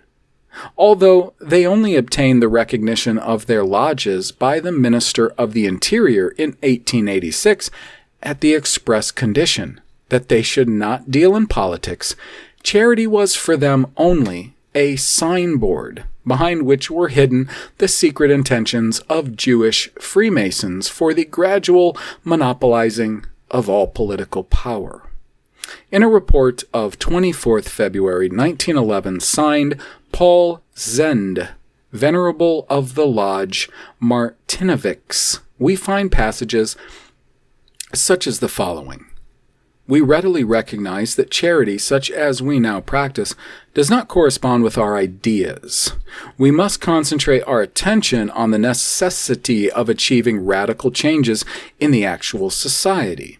In 1916, Charles Salé, Grand Master of the Lodge Comenius, in a speech made to a full assembly, acknowledged that the spirit which animates all true Freemasons has always been revolutionary. Works of public charity are not their principal objects, but simply a means towards attaining their final aim. As regards their part in the communist revolution in Hungary, this work shows that the Freemasons worked above all by press. By patient and tenacious labor, they succeeded in gaining power over the majority of the press organs by means of which they sought to destroy the Magyar national sentiment. The daily newspaper Világ was specially responsible for the weakening of discipline in the Hungarian army. Copies of it were distributed by thousands in the trenches. It was also the Jewish Masonic newspapers which always defended the Jewish immigrants from Galicia who ruined the economic life of Hungary by their shameful speculations during the war. They also worked to poison youth in the schools by their anti-patriotic theories. The Világ wrote, "The exaggerated teaching of the Hungarian language and the exaltation of patriotic sentiments by the study of national songs have only one result, the brutalizing of the children."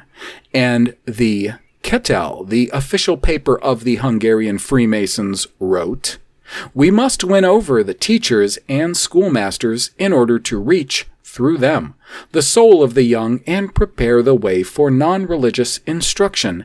The teachers must be the forerunners of the most advanced ideas." Over and above the press and the schools, they worked to obtain the greatest possible influence in politics and to hasten the passing of universal suffrage, which they knew to be still impracticable in Hungary. As to the attitude of Freemasons during the war, the author makes it clear by a few quotations. In 1918, the Grand Symbolic Lodge of Budapest decided unanimously to send to Count Michael Károlyi and to the National Revolutionary Council an address of welcome declaring that Hungarian Freemasonry will support the new government with all its power, since it is found to be favorable to the accomplishment of Masonic ends. On the 2nd November 1918, the same lodge defined its sentiments thus: "The government actually in power aims at realizing the same ideas as ourselves. Many of our brothers are members of the government, which for us is a guarantee that revolutionary Hungary will follow the path of radical reforms. Our duty is to help it according to our means."